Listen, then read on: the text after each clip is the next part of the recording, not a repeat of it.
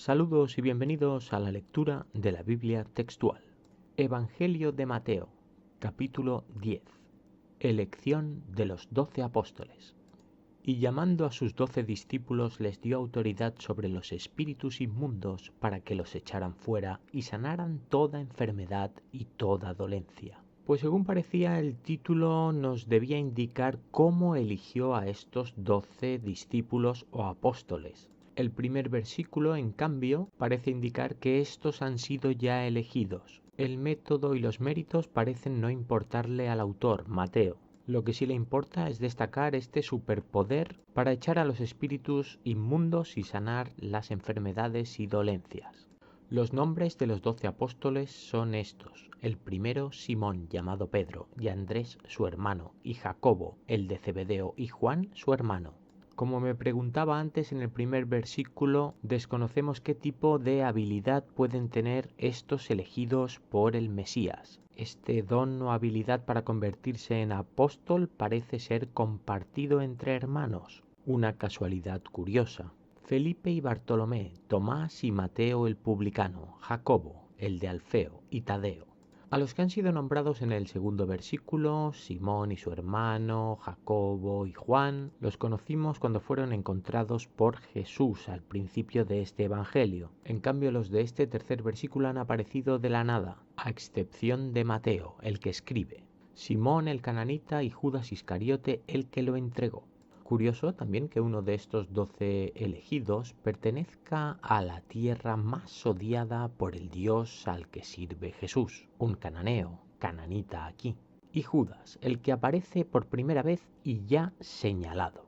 Pues este es el subcapítulo que debería enseñarnos o mostrarnos cómo eligió a los 12 apóstoles. Lo único que ha hecho ha sido nombrarlos. Mateo no considera de más importancia ningún otro dato, ni siquiera la coincidencia de este número con las tribus de Israel. Misión de los 12. A estos 12 envió Jesús y les ordenó diciendo: no vayáis a los gentiles ni entréis en la región de Samaria. Esta es la segunda ocasión que aparece esta palabra gentil en los evangelios. Con ello se refiere a aquellos que no predican el mismo culto que los judíos. Todos aquellos pueblos que tienen otras creencias. Aparte de relacionarse con estos, también les prohíbe entrar en esta región, Samaria. Sino id antes a las ovejas perdidas de la casa de Israel. Vuestra prioridad son los nuestros, los que están en nuestras tierras, la tierra prometida, los que por la razón que sea se han distanciado del culto a Yahvé.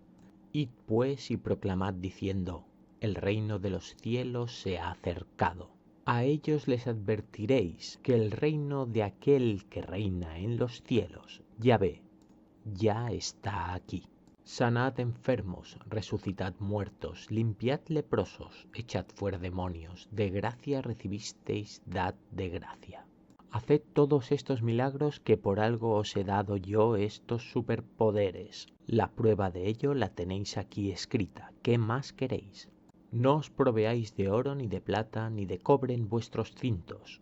Parece que no necesitarán pagar nada, ni de alforja para el camino, ni de 2 túnicas, ni de sandalias, ni de bordón, porque digno es el obrero de su alimento. Vuestro viaje no es un viaje de placer, vuestra misión es dar ejemplo. Todo lo que necesitéis precisaréis ganarlo. En cualquier ciudad o aldea donde entréis, informaos quién es digno en ella, y posad allí hasta que salgáis. Allá donde lleguéis deberéis buscar primero quién sigue la ley de Moisés. Será en esa casa donde os deban dar cobijo. La hospitalidad para con el prójimo es algo obligatorio en la ley de Yahvé. Y al entrar en la casa, saludadla. Un saludo del cual no nos da más información. Lo único que nos ha dicho antes es que allá donde vayan les diga que el reino de los cielos ya está aquí. Pero creo que puede tener relación con lo que viene en el siguiente versículo. Si en verdad la casa es digna, repose vuestra paz sobre ella, pero si no es digna, vuélvase vuestra paz a vosotros. Es probable, según lo que se interpreta aquí, que este saludo pueda ser algo similar a que la paz sea con vosotros. La paz, que aprovecho para advertirlo de nuevo, no tiene nada que ver con nuestro concepto actual pacífico, sino que paz, paque, es sinónimo de pacto. El pacto de Yahvé con el pueblo de Israel. El pacto firmado en la ley de Moisés. Si esta casa es digna, el pacto será respetado. Pero si esta casa resulta indigna ante el testimonio de uno de estos apóstoles que puedan llegar a cobijarse en ella, el pacto se romperá. Y cualquiera que no os reciba ni oiga vuestras palabras, al salir de aquella casa o ciudad, sacudid el polvo de vuestros pies. Otra locución metafórica, simbólica, que desconocemos qué puede significar exactamente. Todo aquel que no os reciba incumple la ley de Moisés, al igual que aquel que no quiere oír vuestras palabras, ya que sois enviados míos, el elegido, el nuevo Mesías. Ante tal acto de desobediencia, no merecerán otra cosa que no sea desprecio, este polvo de vuestros pies. De cierto os digo que en el día del juicio será más tolerable para la tierra de Sodoma y de Gomorra que para aquella ciudad. Esa ciudad o casa que ha optado por vivir fuera del pacto, fuera de la paz, estará condenada al peor de los suplicios, persecuciones venideras. He aquí yo os envío como ovejas en medio de lobos. Sed pues prudentes como serpientes y sencillos como palomas. El que los envía es el elegido. De aquí esta mayúscula en yo. La dificultad de su misión queda aquí evidenciada con la comparación de lo que son ovejas en medio de lobos. Quedan advertidos de la resistencia feroz que encontrarán. Así que el consejo de Jesús es que sean prudentes, pero es curioso que esta prudencia la asimile a aquel animal despreciado por su padre Yahvé, la serpiente, condenada a arrastrarse por toda la eternidad. El creador de todas las cosas no ha encontrado ningún otro animal donde elegir. Guardaos de los hombres, porque os entregarán a los sanedrines y en sus sinagogas os azotarán. El Sanedrín es un cargo oficial entre la comunidad judía, un representante de la ley de Yahvé. Son aquellos que en su origen en el monte Sinaí fueron elegidos y nombrados jueces. Estos jueces deben interpretar su veredicto a partir de la ley escrita. En principio, la de Moisés. En principio, la que Jesús dice respetar. ¿Por qué entonces quien tiene este respeto a la ley debería temerla? La respuesta más coherente que encuentro de momento es aquella que hemos conocido desde que empezamos a leer este primer evangelio, que la pretensión real de Jesús sea la consecución de lo que él cree que le pertenece, el trono de David. Además de pretender hacer esto identificándose con algo prohibido expresamente por la ley, como es profetizar. Aún ante gobernadores y reyes seréis llevados por causa de mí, para testimonio a ellos y a los gentiles. Es posible que cuando os lleven ante la justicia no sea suficiente el veredicto de un Sanedrín o juez, sino que podáis ser derivados también ante gobernadores y reyes. ¿Por qué? Porque al fin y al cabo, según Jesús, vais a ser juzgados por ser partidarios de aquel que reclama el trono. Así que tampoco me parece tan extraño que un Sanedrín, un juez, prefiera derivar a instancias superiores un caso así de excepcional.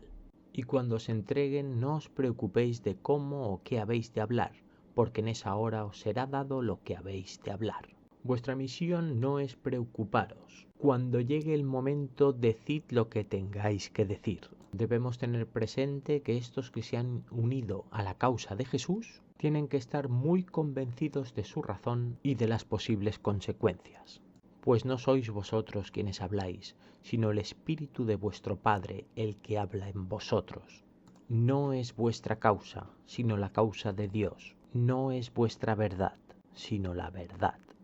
El hermano entregará a muerte al hermano y el padre al hijo, y los hijos se rebelarán contra los padres y los matarán.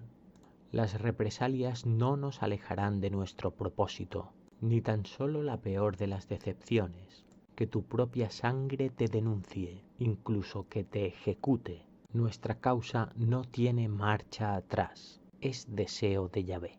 Y seréis aborrecidos por todos a causa de mi nombre, pero el que haya preservado hasta el fin, éste será salvo. Vuestra capacidad de soportarlo todo debe ser admirable. No os rindáis ante ningún suplicio. No olvidemos jamás el fin y cuando alcancemos nuestro objetivo, habremos logrado la salvación. Y cuando os persigan en esta ciudad, huid a la otra, porque de cierto os digo, no terminaréis de recorrer las ciudades de Israel hasta que venga el Hijo del Hombre. No tenemos capacidad militar para enfrentarnos. Nuestro objetivo no puede conseguirse de este modo. Debemos hacerlo, como ha dicho antes, como las serpientes y volar como las palomas cuando nos persigan. Esta guerra de subterfugio no tendrá final hasta lograr el objetivo, la venida del Hijo del Hombre. ¿Por qué el Hijo del Hombre y no el Hijo de Dios? Pues tal vez porque lo que él reclama es aquello a lo que tiene derecho por estirpe, la corona de Israel por ser línea directa en la descendencia de David. Ese puede ser el hombre. Un discípulo no está por encima del maestro ni un siervo por encima de su señor. He aquí de nuevo la importancia de la estratificación en esta sociedad. Basta al discípulo que llegue a ser como su maestro y al siervo como su señor. Si al amo de la casa llamaron Belzebul, cuanto más a los de su casa. Todo maestro o señor es directamente responsable de aquellos que le siguen por debajo. Es por eso que cuando se incumple la ley de Moisés, será el padre, el patriarca, quien ejecute en primer lugar. De este único modo quedará él libre de toda responsabilidad. Pero en esta ocasión Jesús hace referencia a aquellas casas donde se practican cultos prohibidos por la ley de Moisés. Uno de ellos hace referencia a este nombre curioso, Belzebul, para nosotros fácilmente identificable, al menos para mí, con el nombre de un demonio. Pero esto solo es el resultado de nuestra contaminación y predisposición al rechazo de todo aquello que no sea católico cristiano. Belzebul es una palabra compuesta derivada del dios Baal.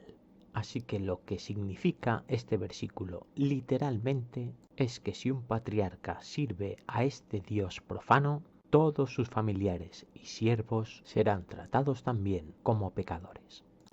¿A quién se debe temer? Así que no los temáis, porque nada hay encubierto que no haya de ser manifestado, ni oculto que no haya de saberse. No tengáis miedo de nada, vuestra causa es justa. Todo lo que aquí os digo será manifestado. Todo lo que hablamos en secreto se sabrá. Lo que os digo en la oscuridad, decidlo en la luz, y lo que oís al oído, proclamadlo desde las azoteas. Mostraos, sed valientes, tomad parte, proclamad vuestra verdad.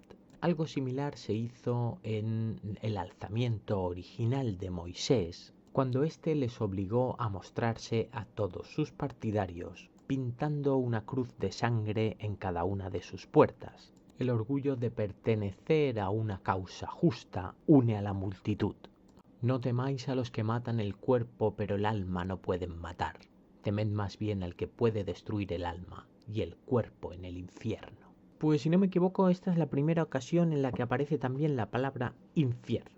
Como podréis comprobar todos los que habéis leído estas lecturas conmigo, este concepto no ha aparecido jamás en el Antiguo Testamento. Así que este suplicio de las almas es una modernización de este Nuevo Testamento.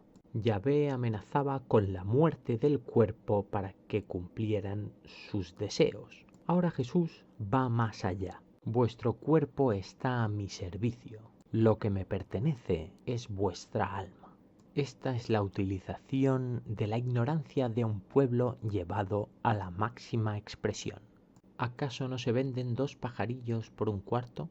Con todo, ni uno de ellos cae a tierra sin vuestro Padre. Un versículo un poco complicado como todos aquellos que son parábolas o metáforas. ¿Qué es lo que puedo llegar a interpretar aquí? Pues ¿acaso no se venden estos pajarillos como creación también de aquel que todo lo creó por un cuarto, un precio monetario? Por lo tanto, lo que nos está diciendo es: fijaos que incluso estas creaciones de Dios mueren en manos de los hombres, pero ni uno solo de ellos lo hace sin el deseo expreso de su Creador. Ese es el servicio de todo ser vivo, la obediencia a los designios de Yahvé. Y en cuanto a vosotros, aun los cabellos de la cabeza todos están contados. Todo es creación divina. Así que no temáis, más valéis vosotros que muchos pajarillos. Vosotros sois los elegidos de entre todas sus creaciones. Cualquiera pues que me confiese delante de los hombres, yo también lo confesaré delante de mi Padre Celestial. Aquel que hable de mí delante de los hombres será reconocido por mí delante de Dios. Pero cualquiera que me niegue delante de los hombres, yo también lo negaré delante de mi Padre que está en los cielos. Negar. ¿Cómo se puede negar a alguien que está vivo? Pues no debe referirse a este tipo de negación, sino negar su causa. Aquel que le traicione será denunciado ante Yahvé. Jesús, causa de división. No penséis que vine a traer paz a la tierra. No vine a traer paz, sino espada. Pues yo no sé qué más se puede aclarar de este versículo. Esta y no otra es la verdadera intención de Jesús. Él no viene a traer paz. Da igual que esta paz sea conceptualmente similar a la nuestra o que se refiera al pacto antiguo con Jacob. Él no ha venido a renovar nada. Ha venido a ejecutar. Porque vine para poner en disensión al hombre contra su padre, y a la hija contra su madre, y a la nuera contra su suegra. No hay amor, no hay misericordia, sin excepción. Y los enemigos del hombre serán los de su casa. Todo aquel que se una a su causa lo hará con firme convicción. Todo aquel que no lo haga, morirá. El que ama a padre o madre más que a mí, no es digno de mí. El que ama a hijo o hija más que a mí, no es digno de mí. Imaginaos qué tipo de personaje realmente podemos llegar a imaginar a partir de la interpretación literal de sus propias palabras.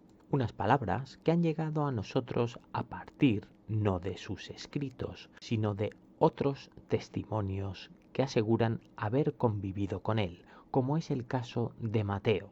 La honestidad de estos evangelistas debemos darla por supuesto, porque si no, ya podríamos cerrar este libro y dedicarnos a otra cosa. En cambio, la fe de sus seguidores ha dotado de un aura divina y prácticamente indestructible este testimonio. Algo que me resulta realmente increíble cuando la gran mayoría de ellos aseguran seguir a este personaje por su compromiso inquebrantable con la tolerancia y el amor. Nada más lejos de la realidad. ¿Y cuál es la realidad? Lo más probable es que jamás lo sepamos, pero para acercarnos a ella debemos descartar toda falsedad. Y fijaos cómo sigue esto. Y el que no toma su cruz y sigue en pos de mí, no es digno de mí. ¿Qué significa este versículo? La referencia es clara. No ha aparecido aquí todavía ninguna cruz, pero sí en nuestra imaginación, en nuestra memoria, aquella con la que identificamos al Redentor. Este versículo claramente es una aportación del autor. Nada que ver con las palabras de Jesús. Esto no lo podía haber dicho en este momento en el cual está indicando a los apóstoles qué es lo que deben hacer. Mateo ya lo hizo antes cuando señaló al Iscariote como el que le entregará. Ahora, en un claro acto de herejía, toma él la personalidad de Jesús y por propia voluntad decide escribir aquí en primera persona el deseo de Cristo de que su causa no tiene marcha atrás. Cuando yo sea condenado, cuando yo esté llevando mi cruz, todos aquellos que os unisteis a mí, debéis seguirme hasta el final de todas las consecuencias. Si no es así, no sois dignos de mí. El que halló su vida la perderá, y el que perdió su vida por causa de mí la hallará. El que prefirió salvarse únicamente salva a su cuerpo, pero aún así morirá. En cambio, el que muera por esta causa justa, aunque mueran, vivirán. Recompensas. El que os recibe, a mí me recibe, y el que a mí me recibe, recibe al que me envió. Parece que lo que pretende Jesús, como todos los que le antecedieron, es sumar. Aquel que os recibe está con nosotros, y el que está conmigo está con Yahvé. Por lo tanto, está con la verdad. Hemos sido testigos de esta utilización de la razón y las causas justas para la cohesión social y un propósito común. El que recibe a un profeta por el nombre de profeta recibirá recompensa de profeta, y el que recibe a un justo por el nombre de justo recibirá recompensa de justo. Este versículo parece algo esperanzador y tranquilizador tanto para estos que se ven lanzados a esta tierra prometida para defender la causa de Jesús, enfrentados a todas las contrariedades que Él les ha advertido, con la confianza de que entre ellos encontrarán a seguidores fieles de la ley, que si le reciben a él reconociéndole como profeta, estos serán tenidos en cuenta y premiados seguramente en otras vidas, no en esta. Y todos los que reciban a cualquiera de sus seguidores justos, porque en ellos está esta causa justa, también serán reconocidos en su momento. Y cualquiera que dé a beber tan solo un vaso de agua fría a uno de estos pequeños, por cuanto es discípulo, de cierto os digo que de ningún modo perderá su recompensa. Igual que las promesas de Yahvé se cumplirían al cabo de muchas generaciones, las recompensas que promete Jesús siguen la misma lógica. Aquí no os preocupéis por vuestro sufrimiento. Algún día, en algún momento de esta larga eternidad, alguien se acordará que disteis un vaso de agua a uno de mis discípulos. Hasta el próximo capítulo. Un saludo.